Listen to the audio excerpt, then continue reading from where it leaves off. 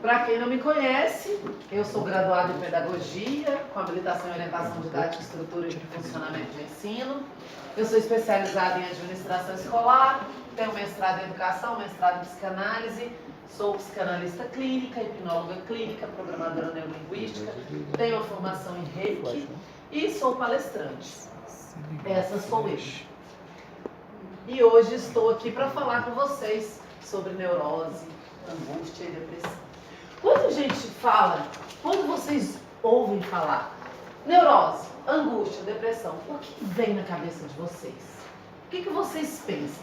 Quais as palavras? O que vem à cabeça de vocês quando vocês escutam isso? Medo, irritação, taquicardia. Eita, medo, agitação, taquicardia, tristeza, melancolia, desespero, desânimo, pressa. Quem falou pressa? Pressa, acelerado, né? Então, por isso eu coloquei aquelas imagens ali, porque quando a gente fala em neurose e angústia, logo vem que alguém está com medo, que alguém está preocupado com alguma coisa, que alguém está acelerado, por isso aquela mulher lá gritando, desesperada, né? E tudo isso se passa aonde? Dentro do nosso cérebro. E ele está lá, dando curto-circuito. E por que isso acontece? Nós hoje, nós vivemos numa sociedade muito acelerada. Numa sociedade que tudo é para ontem. Nós não nascemos plugados. Nós não nascemos na era digital. Mas imagina ali, ó, que nasceu na era digital. Você imagina uma criança. Você imagina um bebê. Que eu tenho uma sobrinha de 4 anos que se brincar ela navega na internet melhor do que eu. Ela pega o celular, titia, pá. E aí, nós temos pessoas que não têm a capacidade e a condição de conseguir se concentrar, por exemplo. Uma das principais questões de quem tem neurose, angústia, depressão, não consegue o quê? Se concentrar. E isso é nada mais, nada menos da nossa sociedade digital. Esse é um dos maiores problemas. Por quê? Antigamente, vamos pensar antigamente. Quando eu estudei, quando eu ia para a escola, quando eu assistia televisão, quando eu estava com os meus pais, eu conseguia ficar 1 hora, 2 horas, 45 minutos atenta. Vocês conseguiam, não conseguiam? Sim. Pega uma criança hoje, leva para a escola. Ela não consegue ficar 10 minutos sentada prestando atenção. Por que isso? Excesso de informação. Exatamente. Excesso de informação. Informação demais. Einstein, ele foi se não foi foi um dos maiores gênios que nós já tivemos. Certo? Mas se a gente for analisar, ele teve mais informação ou menos informação que a garotada de hoje, de 15, 16 anos? Informação. Menos. Muito menos informação.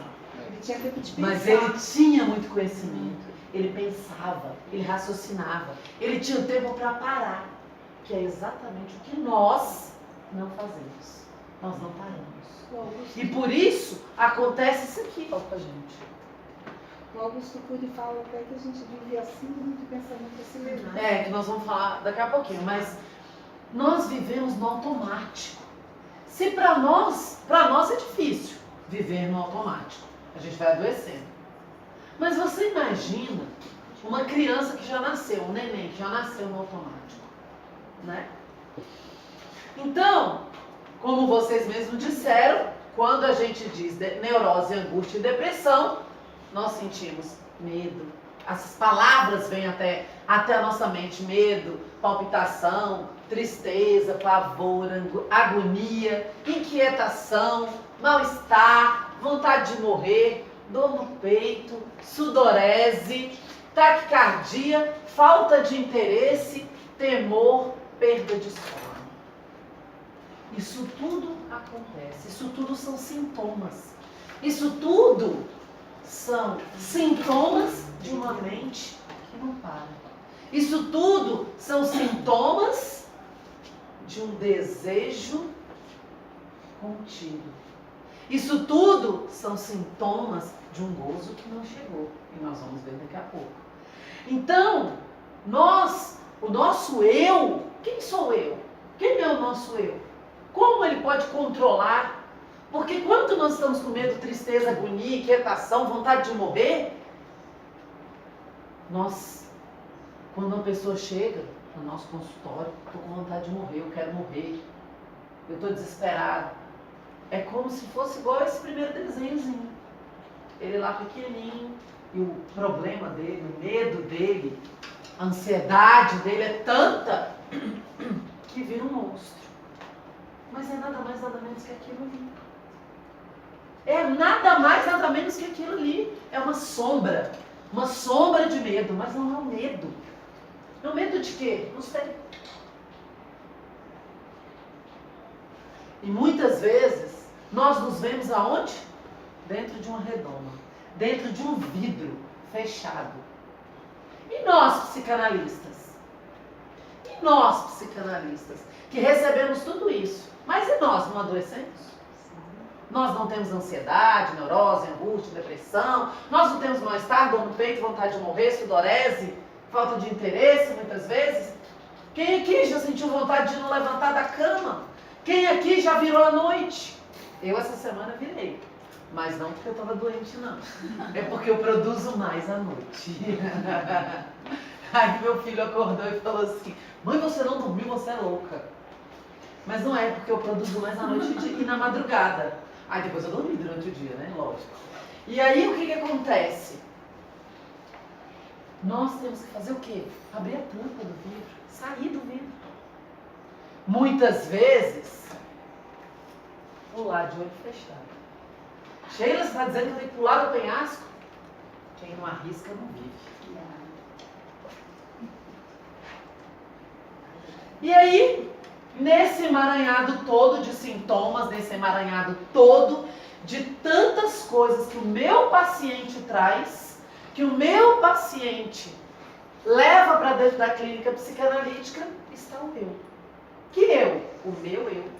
E o eu do meu paciente. E lembrando que o que é o eu? Quem sou eu? Aonde está o eu? Quem é o indivíduo freudiano? Quem é o sujeito lacaniano? E dentro do eu, nós temos aí o consciente, o pré-consciente, o inconsciente. Nós temos as coisas que estão conscientes, nós temos as coisas que estão pré-conscientes, que eu posso lembrar ou não, e nós temos as coisas inconscientes que eu não acesso. Só quem acessa é o meu analista. Graças a Deus, né, gente? Senão estaremos todos desempregados, né? Mas que nós conseguimos acessar. Nós conseguimos acessar o inconsciente. Mas olha a luta que existe dentro desse eu. O que é o id? O que é o ego? O que é o superego? O id são o quê? Todas as nossas pulsões, todos os nossos desejos, todas as nossas vontades. O ego é a nossa razão. O superego é a nossa o quê? A nossa castração, a nossa moralidade, os nossos valores, o que diz não, não pode, não faz, é proibido, eu não dou conta. E o que eu tenho que fazer? O que eu faço? Eu estou, dentro de mim tem uma luta constante. Do id com o ego. E o superego taxando. E o ego faz o quê? Busca o equilíbrio. E esse equilíbrio existe. E eu dou conta desse equilíbrio. E eu consigo equilibrar os desejos, as pulsões, as vontades do id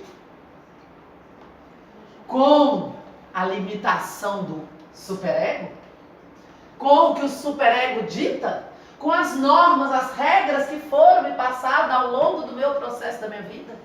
Porque o superego são todas as normas, todas as castrações, todas as repressões que eu tive ao longo da minha vida.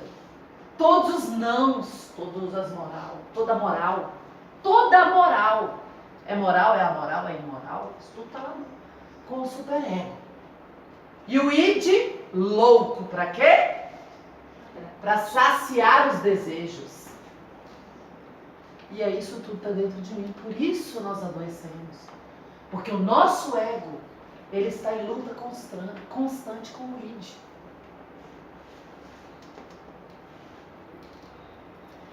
E eu tô lá, dentro, tentando arrancar. Por que eu botei aquela imagem ali? Porque são as nossas máscaras. São o que nós precisamos arrancar. São o que nós precisamos tirar. São o que nós precisamos descobrir o nosso eu. Somos o que nós, enquanto psicanalistas, temos que fazer na nossa clínica. Buscar o eu do meu paciente, que está lá, debaixo de máscaras, dentro das roupas que eu preciso rasgar, que eu preciso tirar. E ele chega pra gente com o cérebro dele como uma máquina. Trabalhando. Pensa num carro. Você tem um carro, não tem? Você fica com o seu carro ligado 24 horas sem parar?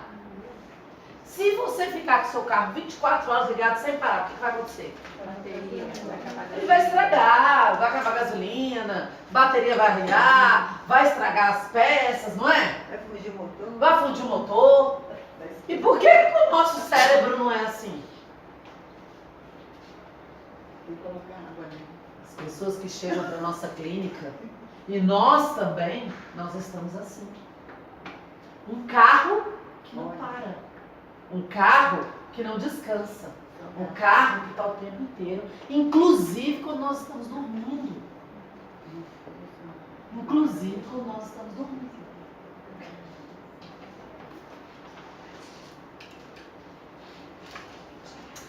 E aí, o eu de Freud, uma tese que torna eu, ego, uma instância reguladora entre o isso, o id, fonte das pulsões, o super-eu, o superego, agente das exigências morais, e a realidade, lugar onde exerce a atividade. Lacan, o eu constrói-se à imagem do semelhante. E primeiramente, da imagem que me é devolvida pelo espelho que sou eu.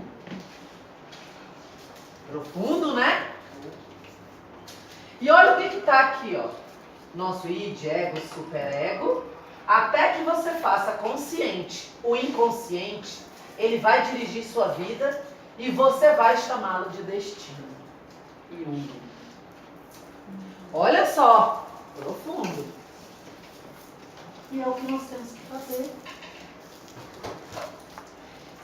Eu, conjunto de representações psíquicas mais ou menos estáveis. Por que eu digo mais ou menos estáveis? Porque o nosso ego fica o tempo inteiro tentando estabilizar. Através do qual o sujeito regula sua relação consigo e com o mundo. Ou seja, ele tem desejos, ele tem vontades, ele tem pulsões, ele quer satisfazer os desejos. Né? E aí? E aí? O que fazer? Olha as interrogações. Quem tem a chave? Ah, o psicanalista tem. Não. O psicanalista não tem a chave. Nós temos a chave. Cada analisando que chega, ele tem a chave. Nós, enquanto psicanalista, dentro da clínica psicanalítica, nós vamos apenas tão simplesmente ajudá-lo a pegar a chave certa. Nós vamos apenas abrir os olhos dele para ver onde está a chave. Mas aquela chavinha lá, ó, que abre, que regula, está dentro dele mesmo. Nós vivendo em uma sociedade ansiosa e estressante, estamos sempre preocupados com os nossos compromissos, em resolver milhões de problemas, em ser cada vez mais melhores nos nossos empregos Tal rotina acaba nos forçando a deixar de lado o nosso próprio eu. Ou seja, tanto nós quanto o nosso paciente, ele chega com o nosso eu sem existir. O eu não. Ele chega sem existir o eu. E ele nem se dá conta disso. Muitos de nós estamos assim, somos assim. Eu não sei quem sou eu não sei quem sou eu. Eu não sei onde eu estou. Eu sou mãe, eu sou dona de casa, eu sou orientadora educacional, eu sou psicanalista, eu sou motorista, eu sou esposa. Mas e eu? Quem sou eu? Quais são as minhas vontades? O que eu quero? Eu tenho uma paciente que na clínica, ela chega, ela está com depressão, ela está com ansiedade, porque ela diz que está. No meu conceito, ela está com outras questões, mas ela já disse, eu estou. E aí, ela chega e ela fala do filho, ela fala do marido, ela fala da casa, ela fala da mãe. Mas e ela? Ela não fala dela. Cadê o eu dela? Cadê as vontades dela? Cadê os desejos dela? Está aterrado, está sucumbido, está estrangulado pela sociedade, por tudo aquilo que nós temos que fazer dentro de uma sociedade. E o que nós, dentro da clínica psicanalítica, temos que fazer é buscar esse eu de cada um. E temos que fazer na nossa vida também. Quem sou eu? Esquecemos que o eu é ou deveria ser gestor da psique. E esquecemos também como essa aceleração do mundo moderno compromete o nosso desempenho global, impedindo o eu de acessar os dados que podem controlar a tristeza, a fobia, a dor, o medo, a sensação de vazio, a insegurança, a irritabilidade e os gatilhos que são acionados diariamente. Então, o que nós fazemos é, até nós que somos psicanalistas, é esquecer que quem deveria ser o gestor da nossa psique deveria sermos nós. E não somos. E nós recebemos o nosso paciente também não sendo. E nós temos que fazer o ser. Segundo Augusto Cury, vivemos na idade da pedra em relação aos papéis do eu como administrador da psique. Ou seja, nós estamos na era da informática, na era da digitalização, na era do quê? Da informação. E nós estamos na idade da pedra em relação o eu administrar a nossa psique, as nossas emoções. Precisamos urgente fazer uma higiene mental, assim como fazemos higiene corporal, usando o nosso eu com a capacidade de escolha para sairmos da plateia e entrarmos no palco de nossa mente como protagonista de nossa história. Ou seja, não podemos ser ou deixar os nossos pacientes serem apenas coadjuvante, apenas passarem pela vida. Nós temos que viver dominando a nossa disciplina. E quem consegue se livrar de todas essas dores, essas fobias, esses gatilhos emocionais. Todos nós temos gatilhos que são acionados todos os dias. Cada dia mais, nós que somos psicanalistas ou estudantes da psicanálise, a gente começa a identificar as nossas neuroses, as nossas ansiedades, os nossos gatilhos. E aí, nós começamos a dar um passo para conseguir controlar, para que não, antes de acionar aquele gatilho. Mas isso é um trabalho árduo. E nós também precisamos ir para o divã, nós também precisamos ir para a clínica, para que possamos acessar aquilo que nós sozinhos não conseguimos. Por isso, todo psicanalista tem que ter o seu psicanalista, né? E aí, o que acontece? Eu tenho vários exemplos, mas eu tenho um exemplo meu.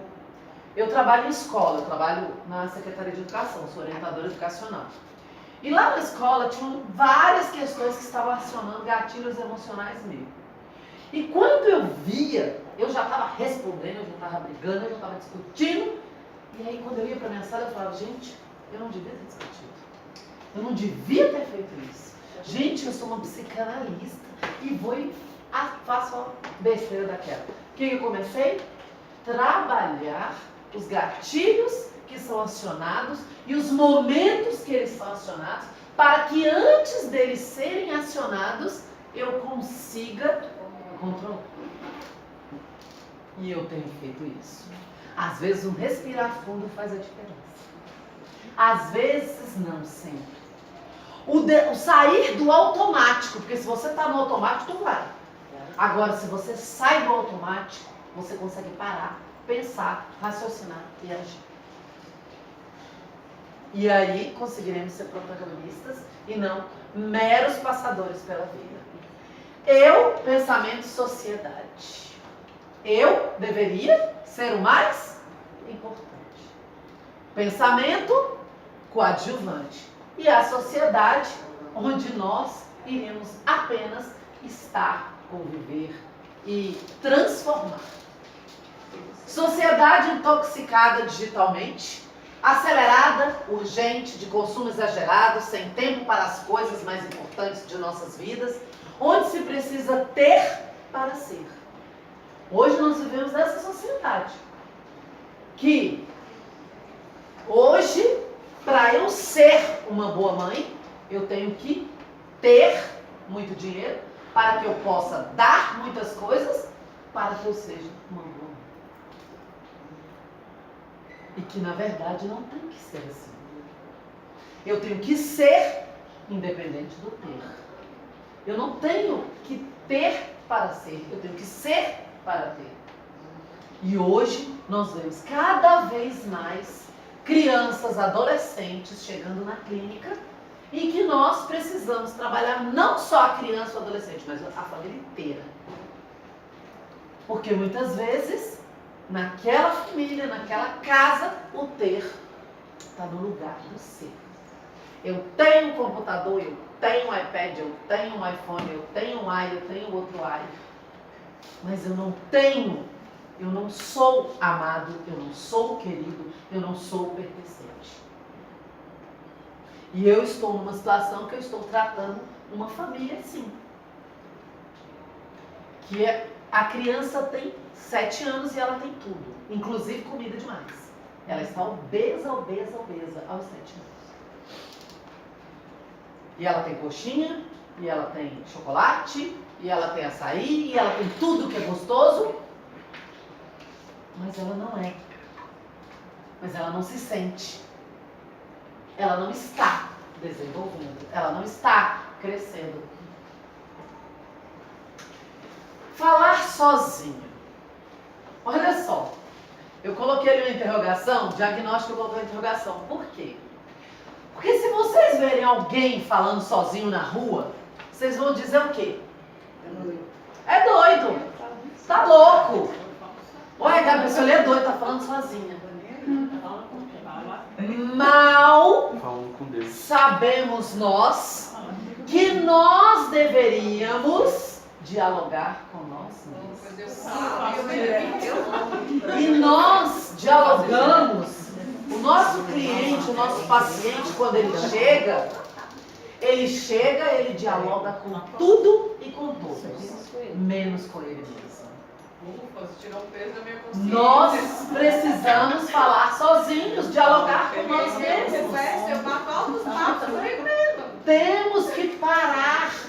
E é aquele silêncio que faz toda a diferença. E é aí que nós passamos. E o nosso cliente, o nosso paciente, deixa de ser um mero coadjuvante para ser o protagonista, o ator principal na vida. Dialogar consigo mesmo é uma das mais importantes ferramentas para o ser humano, para que o ser humano escreva o seu roteiro. Dialogando com os seus medos, com os seus pensamentos perturbadores. Se está me perturbando, se eu tenho meus medos, mas tem hora que eu nem sei cadê eles. Eles estão lá. Mas eu nem sei que nem isso, porque eu não... Redes sociais. Conversar com os meus amigos virtuais. Eu tava desse jeito. Chegou um ponto que eu falei, dá licença. Meu filho não sabia, vai saber agora. Eu falei assim, eu vou pra casa. Eu ia pra casa da minha mãe, porque lá eu converso, eu bato papo. Aí lá eu pego e falo, mãe, larga esse celular, me dá atenção. Meu pai virou o rei da OLX. E aí ele só fica no OLX, porque meu pai compra e vende carro. Aí eu falo, pai, deixa o OLX pra depois, eu tô aqui. Por quê? Porque se nós que somos psicanalistas não trabalharmos com nós mesmos, não soubermos quem sou eu, como é que eu vou trabalhar com o outro? Se eu não me descobrir, se eu não souber quem sou eu, se eu não trabalhar comigo, como é que eu vou trabalhar com o outro? Então primeiro, eu, né? Então vamos lá, né? Tava um ponto que tá aqui meu filho que não me deixa mentir. Mãe, você não me dá mais atenção, só pro celular. E isso, nós também somos assim. Nós também estamos sendo treinados para as emoções gastar energia. Por outro lado, as pessoas que se recusam a ter esse comportamento, elas são criticadas. Sim, sim, mas daqui a pouco nós vamos ver isso. Nós temos que aprender a lidar com isso. Com quem eu sou, com quem eu quero ser. Dormir mal, sentir dor muscular e de cabeça, acordar cansado. Vem cá, quem aqui sentiu essa semana dor de cabeça ou dor muscular? Levante a mão. Quem dormiu mal essa semana? Pelo menos uma noite. Quase todos. Olha aí a síndrome do pensamento acelerado. Dormir mal, sentir dor muscular e de cabeça. Acordar cansado. Você dorme, acorda e continua cansado. Sono deixa de ser reparador quando você está com a síndrome do pensamento acelerado, porque você não para nem dormindo. Mesmo dormindo, você está pensando, você está fazendo, você não está controlando. Sono deixa de ser o motor da vida. Queda de cabelo, mulheres. Quem tem aí queda de cabelo, que o ralo fica lotado de cabelo? Síndrome do pensamento acelerado. Porque a mente não se desliga e consome irresponsavelmente energia emocional inútil. Sintomas refletem que o corpo não aguenta mais. São bilhões de células gritando, mas não se ouve a dor silenciosa do cérebro e do corpo. As nossas células estão gritando, socorro, eu não aguento mais. E sabe um erro que a gente comete? Que nada, deixar uma luzinha acesa dentro de casa. Não produz melatonina. Deixar uma luzinha ali, principalmente quem tem criança pequena, né? Sim. Deixa a luzinha acesa para a criança. Depois que eu comecei a desligar tudo, meu sono melhorou bastante, minha dor de cabeça acabou, porque agora não tem mais, meu olho descansa, o músculo do olho vai descansar. Largar o celular, a televisão, 1 hora antes, meia hora antes de dormir. Não sei se vocês já fizeram o curso de PNL com o nosso grande Lúcio Mendes ali, né? É Mendes, né? Lúcio Mendes Farias é o outro. Porque quem não fez tem que fazer, porque é fantástico. Eu tenho feito com os meus analisandos programação neurolinguística para ensiná-los a desacelerar. Bom, ele também não vai perceber isso e não vai ver que isso é um problema que precisa ser tratado. Até que chega a um grau de angústia tão grande que a pessoa começa lá dentro, as células, lembram, começam a gritar. Começa a dizer, socorro, eu preciso de ajuda. Então, o perder o controle é isso, é gritar, é dizer socorro, eu preciso de ajuda. É um termo utilizado por quem, inclusive? O quê? Espectro da angústia. É um termo utilizado por qual autor que você está falando? Tanto Zimmermann utiliza, quanto a Nancy McWilliams também utiliza. Sheila, eu tenho uma colega, toda vez que ela vai viajar, 15 dias antes, ela faz todo um roteiro. De todos os dias, na hora, inclusive das roupas. Tem tudo que ela vai levar, as roupas, o que ela vai Neurótica fazer, total. o que ela vai fazer, o que ela vai fazer lá nesse local. Tudo certinho, tudo. E aí, uma dessas vezes nós viajamos juntas, e antes eu achava isso super legal, porque ela estava organizado. Mas quando eu fui para a viagem, eu falei, puxa vida, eu já levo uma vida tão estressante. E quando eu chego lá, eu não quero ficar. Ai, gente, hoje eu vou acordar 9 horas. Tira o controle. que daquela programação que ela fez saia do controle. Aí o que aconteceu? Ela pira. Era para chegar 8h30 num determinado lugar, eu falei, ah não, gente, 8h30 não, vou chegar um pouco mais tarde. Vou chegar umas 9, vocês podem ir, não sei o quê. Nossa, isso foi suficiente para a viagem se tornar um transtorno. Porque você não cumpre horário, você não segue as regras. A gente já tinha combinado isso 15 dias antes da viagem. Eu falei, mas meu Deus, o que é isso? Isso ou seja, ela vai no automático, ela vai fazendo e vai controlando. E para as pessoas, olha o que ela diz: ah, eu achei isso legal e tal, até eu participar, né? E aí, mas tem gente que acha legal porque já está tudo controlado, ela só vai entrar no negócio. E aí ela não percebe. Agora, sai uma coisinha do esperado. Sai uma coisinha do esperado. Dizendo muito. E precisa de ajuda urgente. Outra forma de angústia que pode não aparecer como tal são as angústias somáticas. Sensação de desconforto, de inadequação, de mal-estar, às vezes acompanhadas de dores ou de certas formações somáticas, como dor de garganta, infecção, problemas dermatológicos, são como uma espécie de destino para a angústia, destino para isso que não tem nome. O que são isso? Às vezes aparece, tinha um rapaz que eu conheci, que ele estava com um problema de pele, um problema na pele, né? Um problema na pele. E que estava tendo erupções, não coçava, mas era como se fosse, sabe aquelas sarnas de cachorro? É como se fosse aquilo, você via a pele dele toda assim. E aí ele foi ao dermatologista, fez N exames e não deu nada. Nada, não deu nada.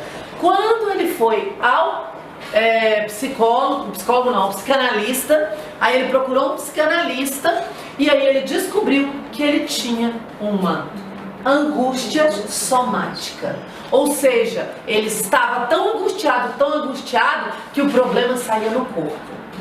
Que o problema estava no corpo, né? E aí eu posso dar exemplo de várias pessoas que já passaram por mim que tem essa questão. Você faz exame, não tem nada.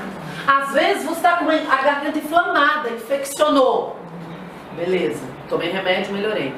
Daí uma semana ela infecciona de novo. Poxa, se eu tomei azitromicina, super forte, ou amoxicilina, super forte, ou uma bezetacil, ela vai demorar um tempão para dar de novo, né? Não, na semana seguinte eu tô com a garganta inflamada de novo.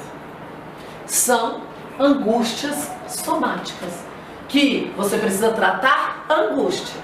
Você precisa tratar o que está causando essa angústia. E aí sim você não vai ter mais a dor de garganta. Aí sim você não vai ter mais o desconforto, as dores, os problemas. Só um pouquinho. Muitas vezes uma dor nas costas muito grande, uma dor nessa região aqui, ó, muito grande, uma tensão nervosa, uma dor muscular, pode ver que na maioria das vezes é uma angústia somática. Quando você está no momento de muito estresse, quando você está no momento de muita pressão, né? Sim. Isso pode acontecer com uma criança? Sim. Mas eu digo uma criança, digamos, que ela não tem nem o entendimento disso, que não passou, pelo menos assim. Quantos anos? 5 anos, 6 anos. Vou melhorar a pergunta. Isso pode ter advindo da própria gravidez? Porque se a criança já nasce com todo esse problema e ocorreram fatores enquanto a mãe estava grávida, pode ser que ela desenvolva por exemplo, a questão mesmo da infecção na garganta. Né? Repetidas vezes. Então, acabamos de tomar repetidas vezes. Isso pode ter ocorrido durante a gestação? Pode sim, tá? Inclusive já tem autores que colocam isso em relação, por exemplo, quando nós vamos fazer, até a McWilliams fala isso no diagnóstico psicanalítico, porque quando nós vamos fazer um diagnóstico, quando a gente vai fazer uma anamnese, a gente não vai lá desde o útero materno? Sim. Porque uma anamnese não é só qual é o seu nome, isso, aquilo, sim, aquela do primeiro dia. Aquilo ali é uma anamnese rápida. Mas às vezes uma anamnese ela leva 10 sessões para você ter uma anamnese completa. Às vezes 20. Por quê? Porque você vai ter um momento que você vai perguntar sobre como é que foi a gravidez, você sabe como é que foi? Eu tive uma paciente que eu perguntei pra ela, não sei, eu falei, pergunte pra sua mãe, como foi a gravidez? Como é que foi? Aí ela falou que aí a mãe não queria falar, mas aí acabou falando, as duas choraram, foi até bom. A mãe não, primeiro, o pai queria que a mãe tirasse ela.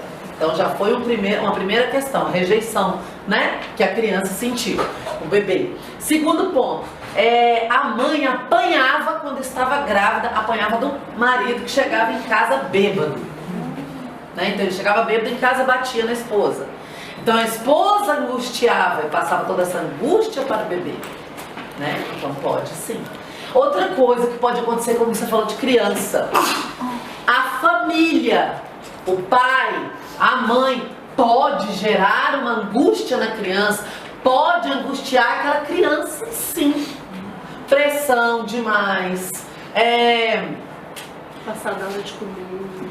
Não, eu não digo nem o bebezinho, mas eu digo a criança. Por exemplo, pressão demais, cobrança demais, que está fora da faixa etária daquela criança, rigidez demais, flexibilidade demais, tudo pode, tudo deixa, tudo vai.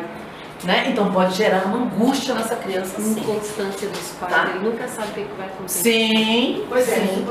só continuando a pergunta, agora para fechar. Suponhamos que nada disso tenha ocorrido, né? Depois que você falou, depois que nasce tudo. Então eu posso entender que foi lá na gravidez. Pode, mas só que a gente tem que analisar todo o contexto, como que é a vida familiar dessa criança, como é a vida escolar dessa criança, quem fica com essa criança quando os pais estão trabalhando. Então tudo isso, como é a relação dessa criança com os primos, no ambiente, porque ela pode gerar uma angústia na própria relação com os primos, com os coleguinhas. Como ela passou pela crise adipirana, pela castração. Sim, tudo isso.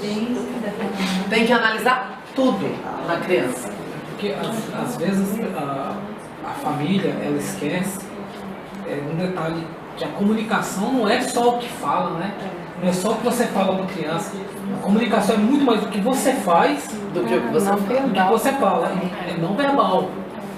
Mais de 55% hoje tinha uma estatística que era 7% que fala, 38% como fala e 55% corporal. Hoje está bem mais acima. Muito mais.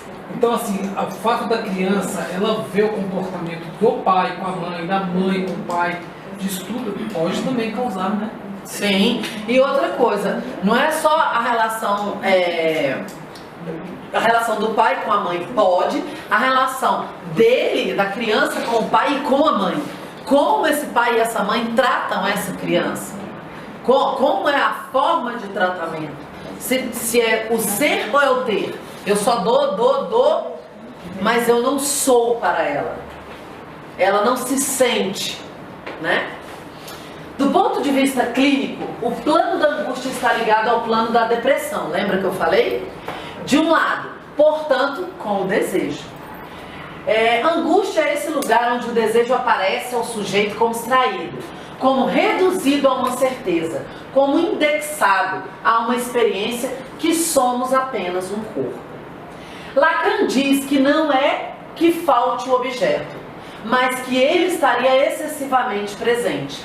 Não como objeto empírico, não como objeto assim dotado de margem, como o caso da fobia e do medo, mas na sua presença de objeto A. Isso que é a fonte essencial do trauma, que é o mau encontro, o não simbolizável, que é o grande real, que determina a causalidade do nosso desejo. Tudo isso que a gente acabou de falar. Ansiedade e angústia. A ansiedade está ligada a uma expectativa que possui o indivíduo, ansiedade por algo, ou seja, como eu já falei para vocês, o pai da psicanálise, Sigmund Freud, classificava a ansiedade em 3 tipos. Aqui no caso é ansiedade atual. Estou falando que se eu fosse falar de todas as ansiedades, a gente não sairia daqui hoje. Então eu estou falando da ansiedade atual. A ansiedade atual, ele colocava em 3 tipos: realística, neurótica e moral. Sendo elas realísticas, seria o medo de alguma coisa do mundo externo. Por exemplo, punição dos pais. A ansiedade moral seria aquela que decorre do medo de ser punido. Sentirei culpa se fizer o que estou querendo fazer, né? Vou sentir culpa. E a ansiedade neurótica, que é o medo inconsciente. Não se sabe qual é o objeto, não se sabe do que é o medo, aonde está esse medo, do que eu tenho medo.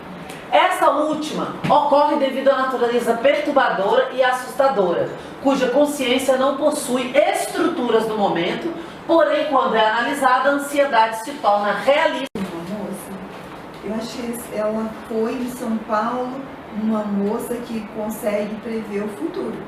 E aí ela queria saber o que a moça tinha para o futuro dela. E aí a moça falou muitas coisas boas e coisas ruins também. Ocorre que as coisas boas aconteceram. E agora está faltando as coisas ruins. E uma das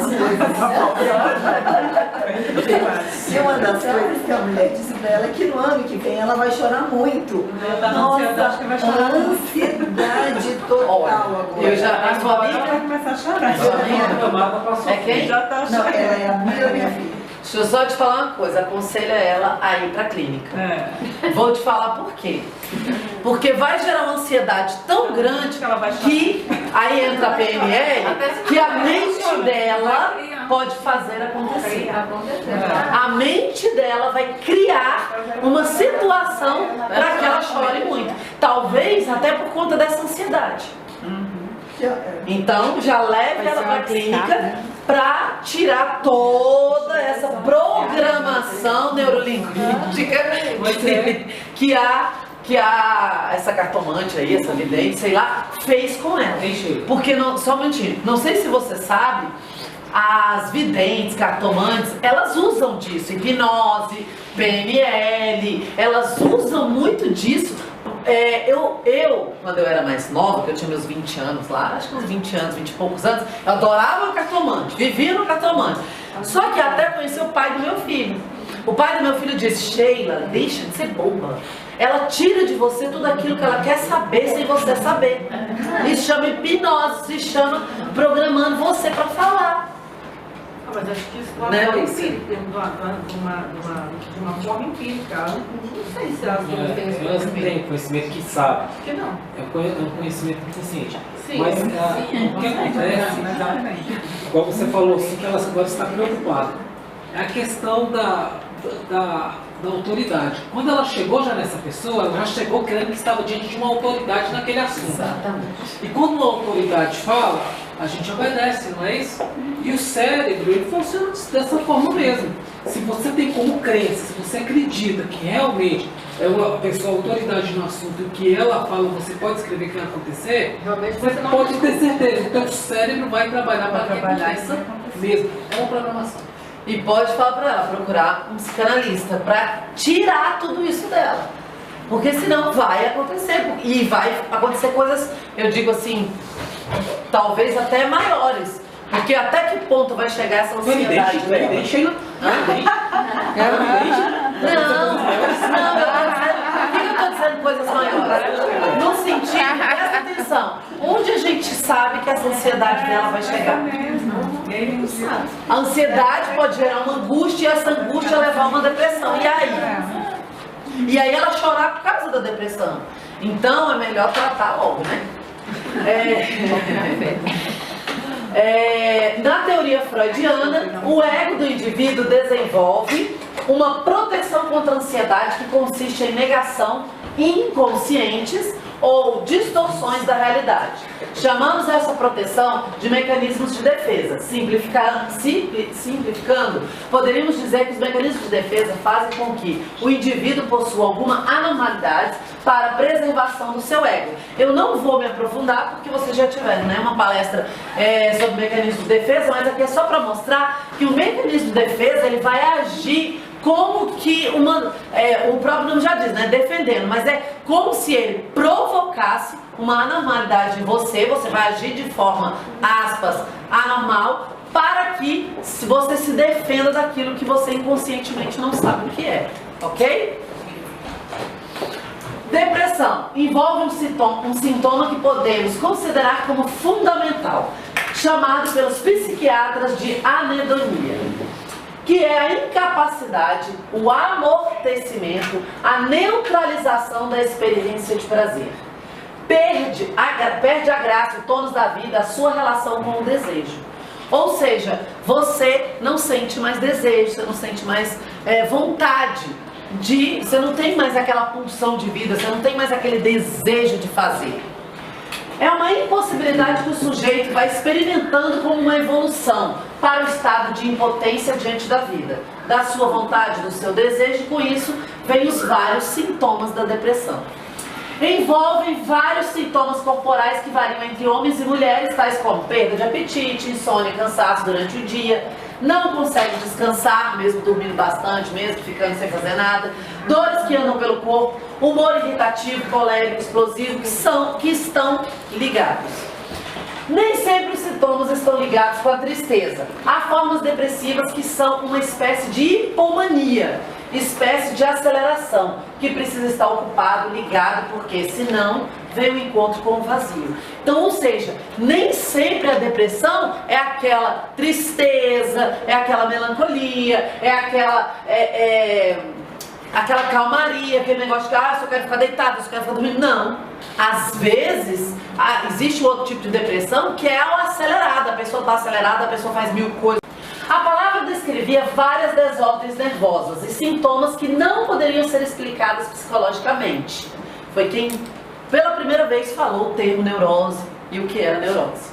Mais de um século depois, Sigmund Freud e Carl Jung fortaleceram os estudos referentes à neurose. Segundo Freud, a neurose é entendida como resultado de um conflito entre o ego, aquilo que o indivíduo é, ou foi, de fato, e o id, aquilo que ele desejaria prazerosamente ser ou ter sido. Então a neurose é isso, o que eu sou é o conflito entre o que eu sou e o que eu gostaria de ser, entre o que eu sou, de fato, né, e o que eu provavelmente eu desejaria que fosse.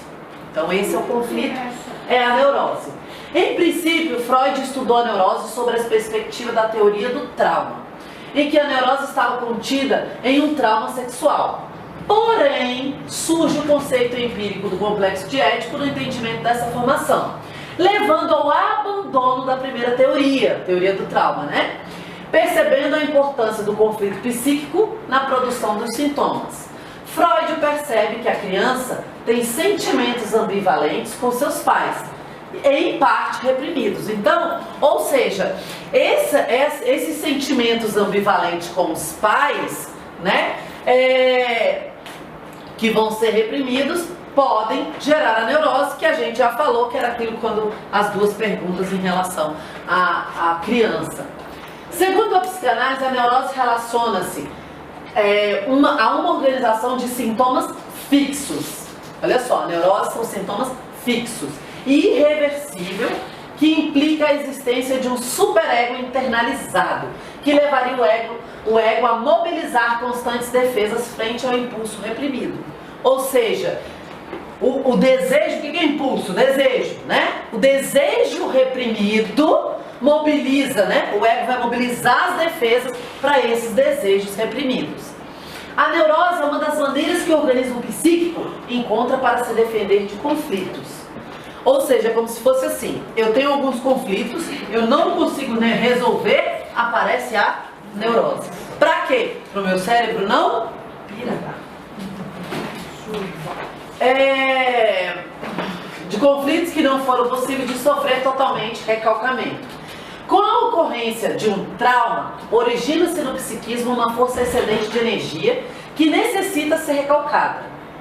Contudo, o processo de recalque também origina força no psiquismo, no que tenta dominar essa carga, de modo que as forças entram em conflito.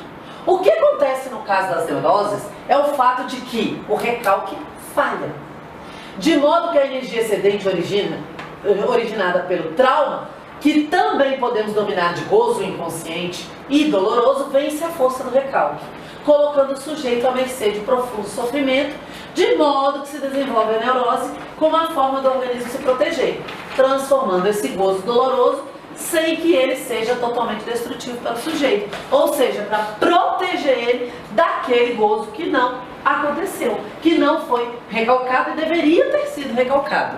Lá na frente a gente vai entender um pouquinho mais. Eu vou ter que dar uma corrida porque já são 9h15. Chega, só um pouquinho. Mas eu vou ter que correr. Eu vou pegar o seu gancho aí, você fala assim, aí a mente pira. Aí quando a mente pira, é o quê? Psicose? Não, aí nós não vamos entrar nessa parte. É para a mente não pirar, existe a neurose, ok? A neurose é para que não entre em desequilíbrio. Entrou em desequilíbrio, aí a gente tem que ver o que é. Aí a gente tem que, né? A libido se desliga de representação sexual original e vai para o corpo na histeria, para um objeto na fobia ou para uma ideia substitutiva na neurose obsessiva. Isso implicaria na teoria freudiana a existência da angústia. Isso aqui tudo vocês já sabem, porque isso aqui quando na aula de Freud já foi falado, por isso que eu estou correndo para chegar no que é mais importante. Mas nos estudos de Breuer e Freud sobre histeria, 1893, em quase todos os casos de neurose mista, temos formação de conversão e ao mesmo tempo temos momentos de angústia. Então todos os casos que os dois pesquisaram, teve de neurose mista, tinha a formação de conversão e tinha os momentos de angústia. Então de onde vem a angústia? Qual a origem da angústia, né? Então a angústia de certos pacientes não vem da sexualidade recalcada infantil.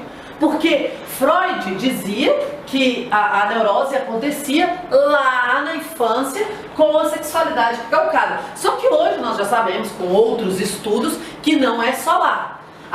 Da sexualidade simbólica que fala e mostra do sintoma, através da dor que se move na ideia fixa. Ou seja, não era só lá. Pode aparecer uma angústia após essa parte.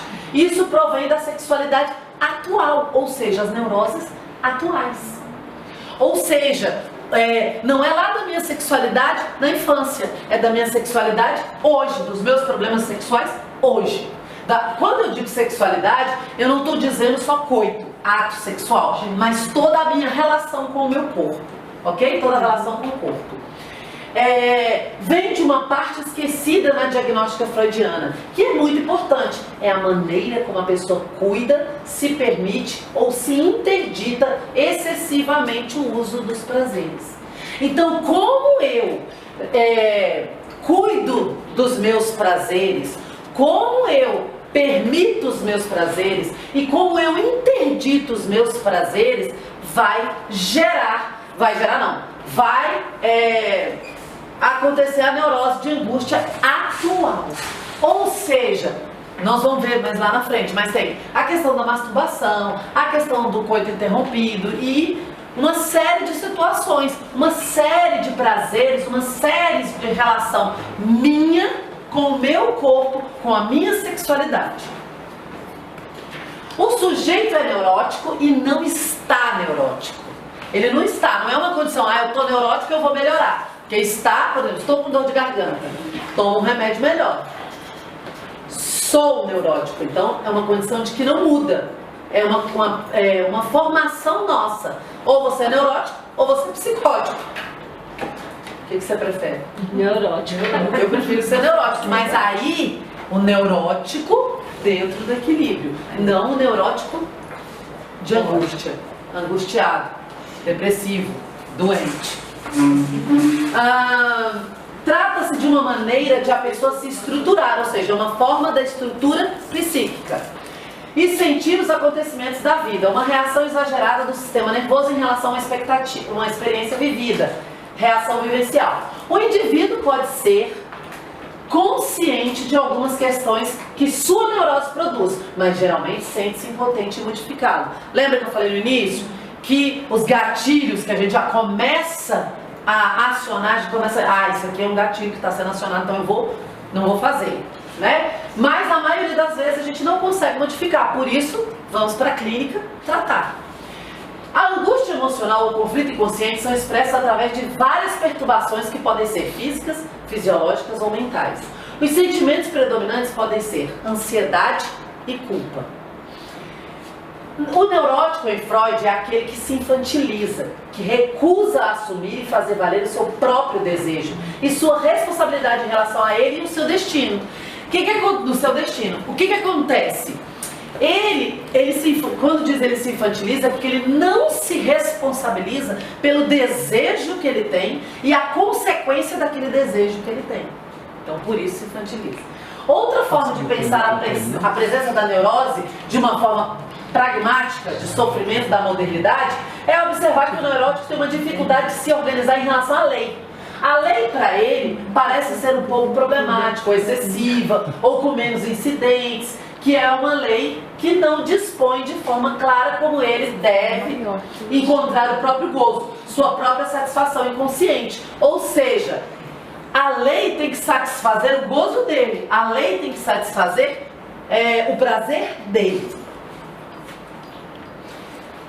Neuroses atuais se dividem em 3 grupos. A neurastenia, que era a doença da época, era a doença do nervosismo, né, na época de Freud.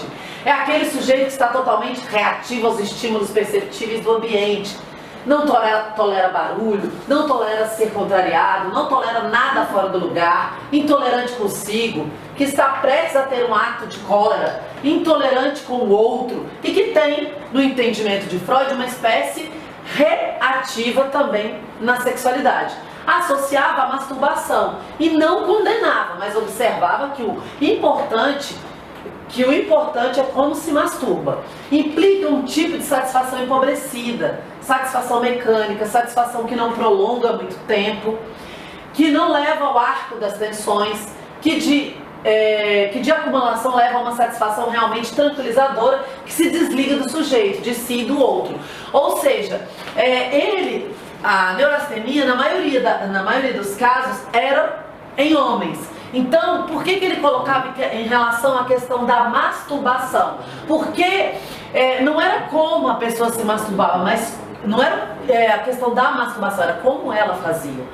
Eu já tive caso de paciente que ele ia lá, se relacionava sexualmente 3 vezes com a esposa, e aí ela não queria mais, ela não estava mais afim, ele ia lá e ainda se masturbava mais 3, né? Então o que acontece? Tá no caso aqui da neurastenia, né? Porque, ou seja, ele tá com a satisfação, aquela satisfação do gozo não teve para ele. Então ele sempre está lá no vazio, para ele está sempre. Então ele precisa daquela questão mecânica, ele precisa daquela satisfação o arco, né, da libido não foi suficiente para ele. E ele precisa tratar, porque senão nunca ele vai conseguir estar numa satisfação. Em 1895, num pequeno texto chamado Alguns Motivos para Separar da Neurastenia, uma síndrome específica qualificada de neurose de angústia, Freud propõe um novo quadro. Então, o que acontece? Ele propôs um novo quadro. Então, nessa época, Freud estava descrevendo pela primeira vez o que hoje chamamos de pânico. Só que, lembrando que Freud nunca utilizou o termo pânico, tá bom? Hoje nós chamamos de neurose de angústia. Ele associava o pânico com outro tipo de curva libidinal. Não na masturbação, mas uma que ele encontrava associada muito à sexualidade das mulheres. Deixa eu explicar isso aqui em vez de ler. O que acontece?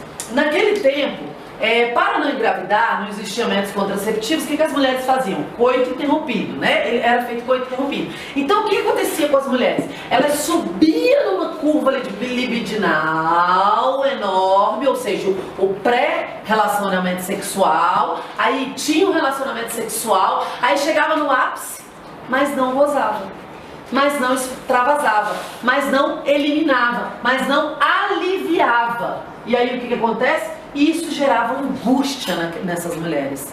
Todas as vezes que você vai para uma curva libidinal muito alta, seja ela no relacionamento sexual ou não, uma curva libidinal muito alta, e aí você vai ao ápice do gozo e não goza, ele gera uma neurose de angústia. Então ele observou isso, é isso que está dizendo aqui. Então Freud escreve vários quadros de angústia que caberia dentro da neurose de angústia.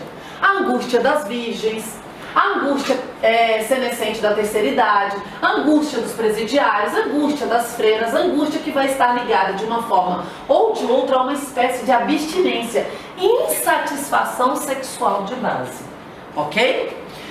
Ele percebeu que a neurastenia acontecia mais em homens e a neurose de angústia mais em mulheres.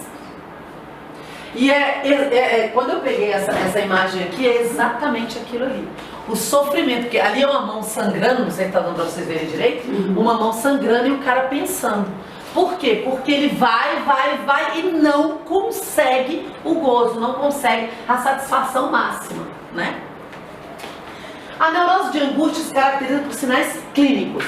Taquicardia, ataque cardíaco, desarranjo gastrointestinal, dores de cabeça, sensação de opressão no peito ou na base do pescoço e, mais decisivamente, uma sensação de medo e angústia iminente. Sensação de que vai morrer, uma sensação de que o pior vai acontecer ou está acontecendo, que vai enlouquecer, termos usados esses pelo próprio Freud, tá?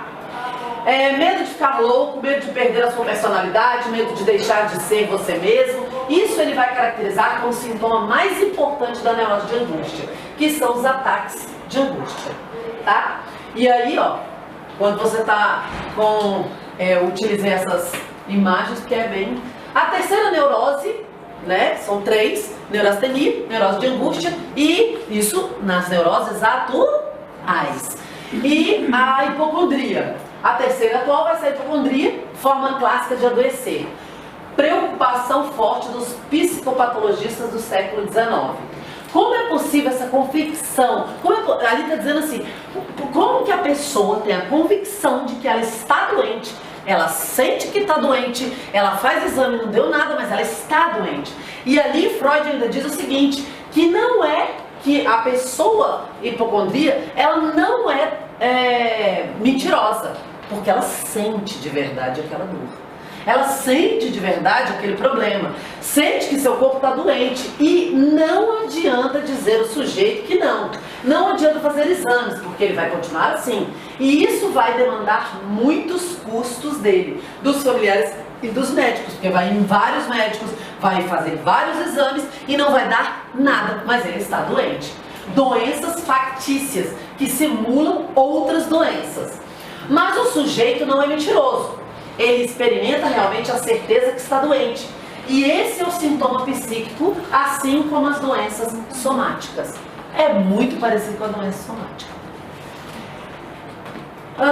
Que eu já falei. O que fazer? Agora que são elas. E aí? Sabemos tudo isso? Sabemos o que é neurose, sabemos o que é angústia, sabemos o que é depressão, sabemos quem é o eu. E aí, o que fazer? O que fazer com tudo isso? Ao longo do processo que nós estávamos falando hoje, falei algumas coisas, mas aqui eu vou falar mais um pouco aprofundado. O tratamento da ansiedade nas suas diferentes modalidades é um redirecionamento da relação com o objeto. Porque o que é ansiedade? Não é a falta do objeto? Não é a perda do objeto? Não é o medo de perder o objeto? Então você vai redirecionar a relação dele com o desejo. Um redirecionamento que vai tentar reduzir a captura desse desejo pelo ego pelas imagens narcísicas. Vai tentar reduzir a captação desse desejo nas demandas do mundo. Por que eu estou colocando tentar? Já eu vou falar. Tentar reduzir a captação desse desejo em formas de gozo corporais, semicorporais ou experienciais. Ou seja, você vai fazer ele experimentar o gozo, experimentar o prazer, experimentar... Eu tinha uma paciente que ela nunca tinha sentido prazer na vida, nunca tinha gozado na vida, e que quando ela tinha uma relação sexual é como se não acontecesse nada. Ela só sentia como se fosse isso, que tá uma coisa lá dentro e pronto, acabou.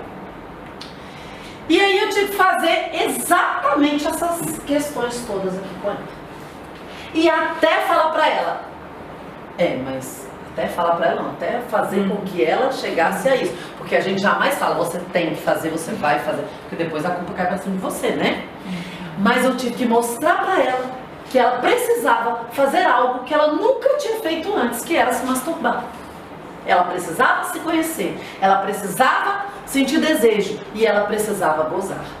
E isso foi na época do meu estudo de caso. E nisso, o Marcos Souza, psicanalista, que me falou na minha sessão de análise de data. E eu falei, sangue de Jesus tem poder, Senhor.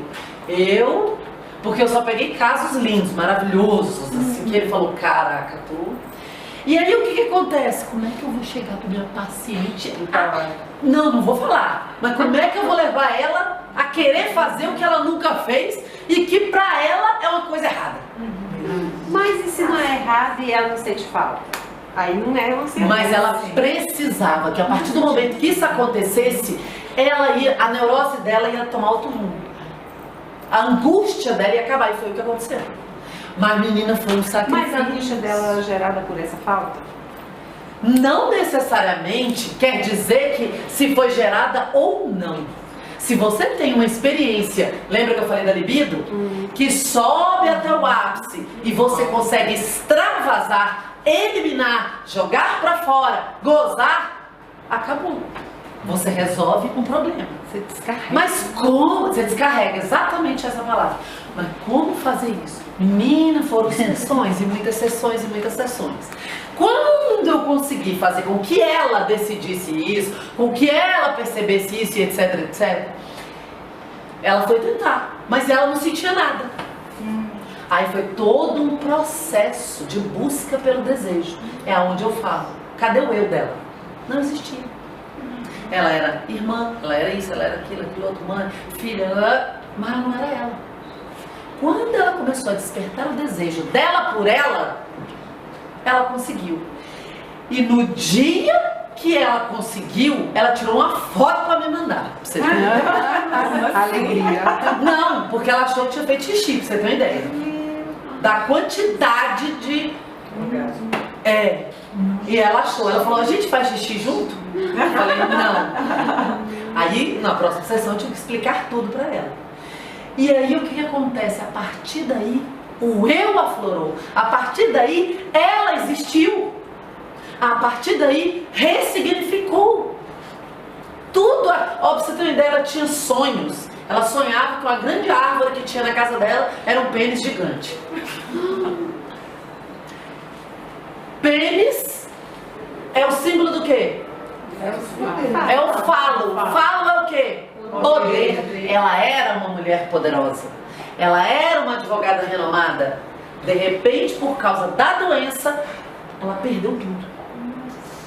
Olha a angústia dela de buscar o poder novamente. A partir do momento que ela conseguiu extravasar, que ela conseguiu se esvaziar e que ela ressurgiu, acabou. Hoje é poderosa de novo. Então, tentar reduzir o tratamento das angústias e da ansiedade passa pela subjetivação do desejo, ou seja, um desejo subjetivo. Parece fácil, simples, mas é o que o analista deverá fazer.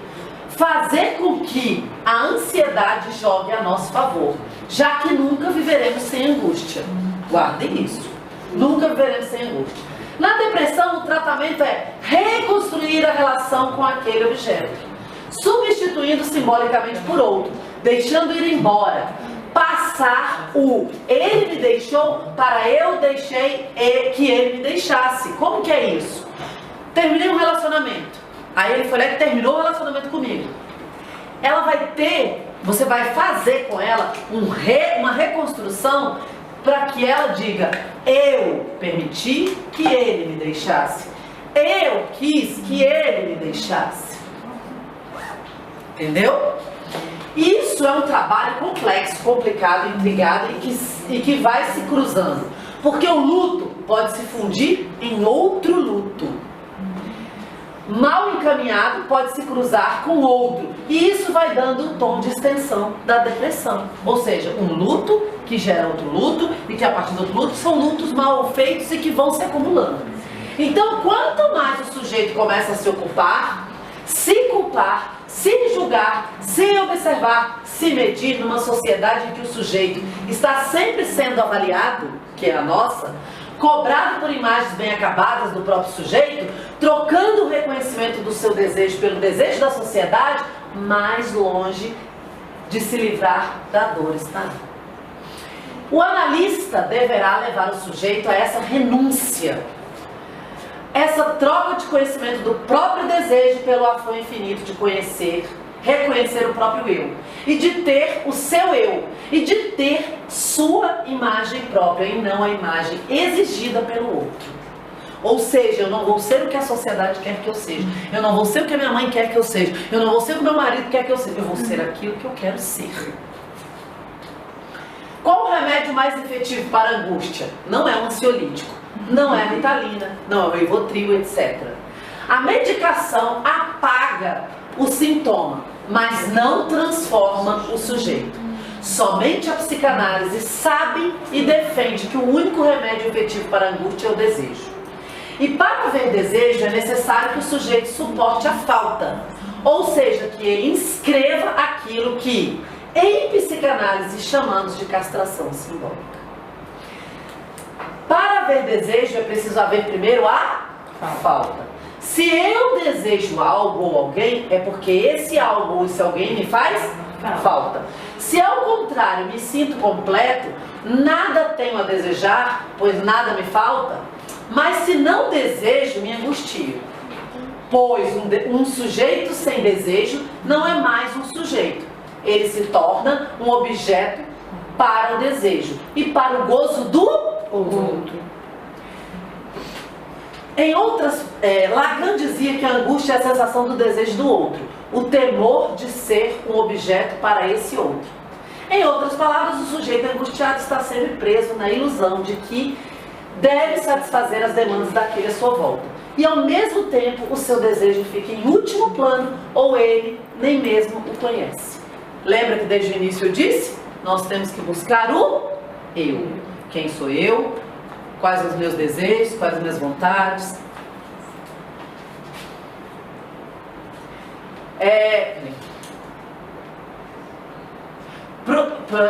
Produzir desejo é o melhor remédio para a angústia. A grande maioria dos nossos traumas e conflitos internos reside no nosso inconsciente e somos incapazes de percebê-los sozinhos. Quando o tratamento psicanalítico é utilizado para controle das manifestações da ansiedade dos pacientes, espera-se que o analista ajude o analisando a compreender por que razão seu inconsciente está se manifestando dessa maneira. O indivíduo ansioso é uma pessoa que está frequentemente sofrendo com uma situação que ainda não surgiu. A psicanálise é capaz de ajudar essa pessoa a compreender melhor seu medo e como lidar com ele para que não se torne um quadro crônico de ansiedade.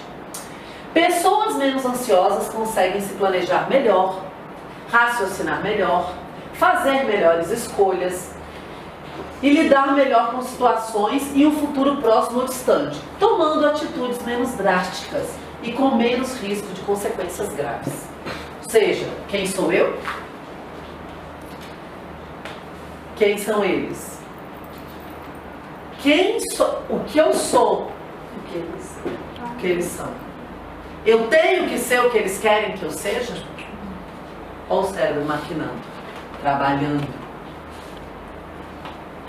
O que fazer? O que mais, fazer? O objetivo das sessões de psicanálise é levar o paciente a analisar sua história e como experiências passadas podem influenciar no desenvolvimento do transtorno de ansiedade. O tratamento busca trabalhar conteúdos reprimidos, que podem gerar desequilíbrios emocionais. Nesse tipo de ajuda, as características de personalidade do indivíduo são vistas como relevantes, ou seja, como importantes, pois elas podem estar na raiz do quadro da ansiedade. Ou seja, tudo aquilo que está reprimido, tudo aquilo do meu passado, pode ser a raiz do quadro da ansiedade. E aí, eu coloquei essa figura aqui, porque eu acho que é bem isso. Nós, enquanto analistas, nós, enquanto psicanalistas, nós vamos com o coração. Nós vamos totalmente para acolher a dor, para acolher o sofrimento. Então, essa é a regra de ouro: acolher o sofrimento, acolher a dor. E a partir daí, a gente... Aqui Aqui, vocês estão percebendo o que é isso? É um cérebro, né? Ele vai com o cérebro lá doente e nós vamos com o coração, né? Doenças são palavras não ditas. Tá dando para ver? Sim. Bem forte essa imagem, né? E isso é o que nós queremos fazer com o nosso paciente. Cabe também ao psicanalista, juntamente com o paciente, localizar quais os gatilhos, fatores estressantes, externo ou interno, que gerou uma série de angústia, que ultrapassou a capacidade de o paciente poder enfrentar. Isso, segundo Zimmermann, deve vir acompanhado do trabalho analítico de fazer ressignificações aos significados alarmantes e terroríficos que uma parte do psiquismo do paciente esteja atribuindo algum trauma, mesmo que este possa parecer banal. Às vezes é um trauma, uma coisa que parece banal, mas nós temos que ressignificar. Ou seja, um dos papéis importantíssimos, primordiais do psicanalista é ressignificar, né? Então por isso que eu coloquei aqui, ó, ele chega pra gente sem saber qual a direção tomar, para que lado ir. Nós vamos fazendo as ressignificações de tudo que está dentro dele e lá aparece toda a luz, o fogo, que é o cérebro dele que sai pegando fogo, de alegria, de sei lá. A tarefa do analista também é propiciar ao paciente a possibilidade de poder abreagir, ou seja, fazer uma catarse de memória de sentimentos que estão reprimidos no inconsciente e que foram despertados por qualquer fato atual. Cabe ao analista a importante função de ajudar o paciente com neurose de angústia a desenvolver uma capacidade de autocontinência, de modo que ele possa conter a sua própria angústia sem entrar em estado de pânico. Lembra que eu falei no início? Aqueles gatilhos que a gente vai começando a se conhecer, vai começando a analisar e a gente vai começando a reagir diante a situação inesperada. E aí, o que a gente faz? A gente descobre cadê a gente. A gente tira a gente lá de dentro. Eu sei. Eu não sei, porque eu achei que era até 10, mas já toca. Até 9h30. Mas é que ele não me disse. Mas posso terminar? É porque tem horário do shopping. Aí o que acontece? Não, mas eu já fiquei aqui fazendo análise com o Marcos até 11h, meia-noite. Vamos lá. Aí já tô terminando. Já tô terminando. Aqui é a imagem que ele chega dele mesmo. É um jovem, mas olha a imagem que ele tem. E aqui é como ele sai. Ele chegou um gatinho, manhoso, ele chegou todo medrosinho e ele sai um leão. Uma forma eficaz é o analista ajudar o paciente a desenvolver uma capacidade de conversar consigo mesmo na hora que está sendo assaltado pela angústia, aquilo que eu já falei no início, né? A gente conversar com nós mesmos. Quem não sabe conversar consigo mesmo, não sabe conversar com os outros. Carlos Drummond de Andrade, né? E aqui, ó, ele conversando com os próprios pensamentos dele. E aqui eu poderia até dizer que é o id e o superego, né? Porque o id tá... Porque não todos, se você pesquisar na internet, sempre o id é o capeta. E o superego é o anjinho. Por quê? Por que os desejos têm que ser um capetinha? Por quê? Né? O mal controlado pelo eu, isso aqui eu já falei pra vocês sobre esse mal. Obrigado pela oportunidade. Um beijo para vocês.